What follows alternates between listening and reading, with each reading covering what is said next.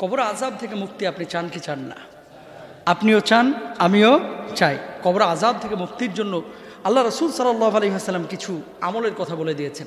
যদি কবর আযাব না চান, আপনি যদি চান বাড়ির পাশে সিসি ক্যামেরা লাগাই, বাড়ির পাশে উঁচু দেওয়াল নির্মাণ করে, বাড়ির পাশে সিকিউরিটি দেওয়াল নির্মাণ করে, কেন? যাতে করে চোর ডাকাত ঢুকতে না পারে।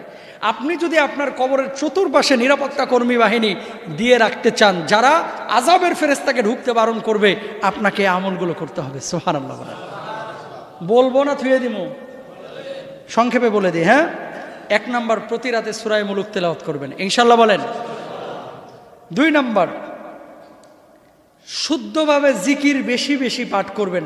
আল্লাহ সুবহানাহু ওয়া তাআলার জিকিরের চাইতে অন্য কোনো আমল কবর আযাব থেকে অধিক নাজাতকারী নেই। অর্থাৎ জিকিরটা আল্লাহ তাআলার, জিকির যে যত বেশি করবে কবর আযাব থেকে আল্লাহ তাআলা তত বেশি মুক্ত করবেন। কিন্তু জিকিরটা হইতে হবে শুদ্ধভাবে। কি হবে? শুদ্ধভাবে। আছে না এরকম? আরেকটা হচ্ছে কি যে বলে, খালি হু হু এরকম আওয়াজ পাওয়া যায়, আছে না নাই?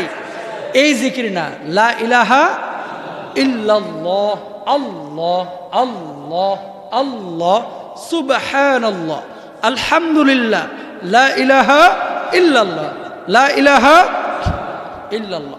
বিশুদ্ধভাবে উচ্চারণ করবেন অন্তর অন্তঃস্থল থেকে, খালি এরকম না। আছে না এরকম কিছু? মুরিদেও কি কয় এও জানে না, পিসাবও কি কয় এও জানে না। সাহাবীরা কি জিকির করতেন না? ওনারা কি জিকির বুঝতেন না? একটা দলিল দেখান যে সাহাবীরা এরকম করছে, খালি এরকম এরকম করতেছে, এরা খালি নাউজুবিল্লাহ বলেন। এরকম না, বিশুদ্ধ জিকির করবেন ইনশাআল্লাহ, বলেন। তারপরে হচ্ছে আল্লাহর পথে বেশি বেশি দান করতে হবে। দান যারা বেশি বেশি করবে, এই দানটা কিয়ামতের ময়দান, এই কবরের জিন্দেগিতে সিকিউরিটি গার্ড হয়ে যাবে, নিরাপত্তা কর্মী হয়ে যাবে। সুবহানাল্লাহ বলেন।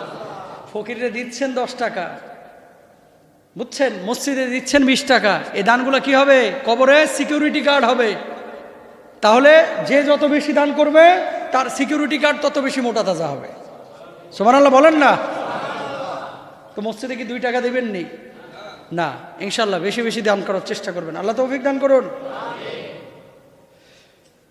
কবর আযাব থেকে আল্লাহর কাছে সাহায্য চেয়ে দোয়া চাইবেন, আল্লাহর কাছে প্রার্থনা করবেন।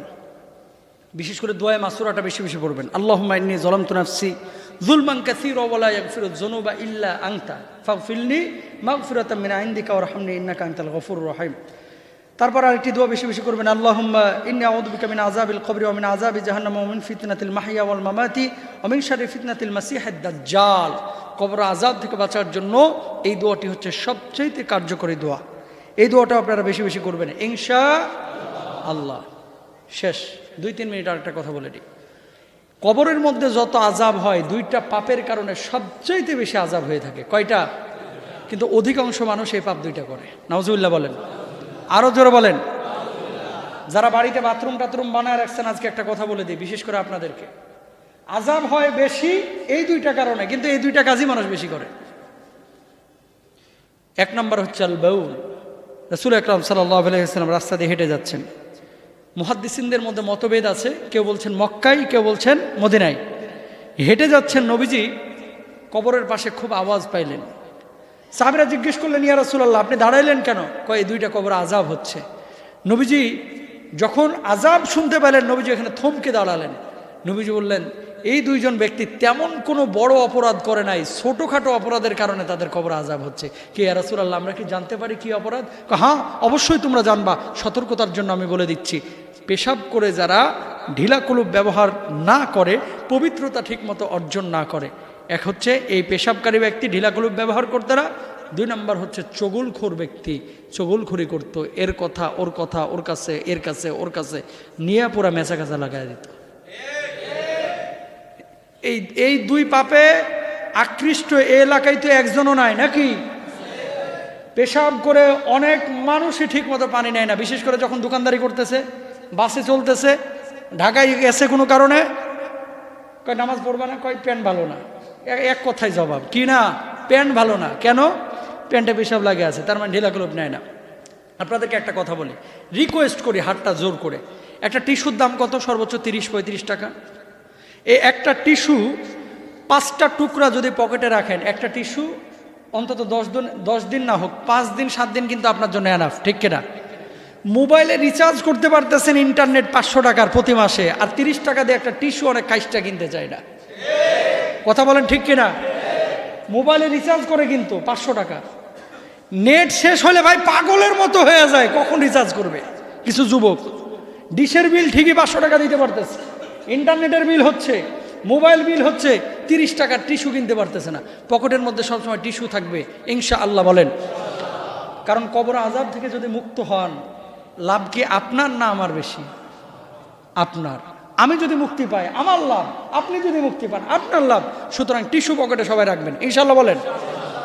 2 নম্বর, গ্রাম বাংলার কিছু বিবিসি বাংলা আছে, বুঝছেন, পুরুষও আছে মহিলাও আছে, চগলখড়ি করে, গীবত করে, পরনিন্দা করে, এর কথা ওর কাছে, ওর কথা ওর কাছে, ওর কথা ওর কাছে। আর এই গীবত কমিটির সভাপতি সাহেবের আখড়া বা দরবার শরীফ হচ্ছে চায়ের দোকান, বুঝছেন। এই গীবত, পরনিন্দা, নমিমা এগুলো করা যাবে না। এই 2টা পাপের কারণে কবরে সবচেয়ে বেশি আযাব হয়, কিন্তু এই 2টা পাপ বেশি করছে কি করছে না? করছে। সুতরাং প্রিয় ভাইরা আমার, আল্লাহ সুবহানাহু ওয়া তাআলা আমাদের সবাইকে বুঝার তৌফিক দান করুন এবং এই ধরনের পাপ থেকে বেঁচে থাকার তৌফিক দান করুন, বলুন আমিন। হাদা মা ইনদি ওয়াল ইলমু ইনদাল্লাহ আলাইহি তাওয়াক্কালতু ওয়া ইলাইহি উনীব ওয়া আখির দাওয়ানা আলহামদুলিল্লাহি রাব্বিল আলামিন। আসসালামু আলাইকুম ওয়া রাহমাতুল্লাহি ওয়া বারাকাতুহু।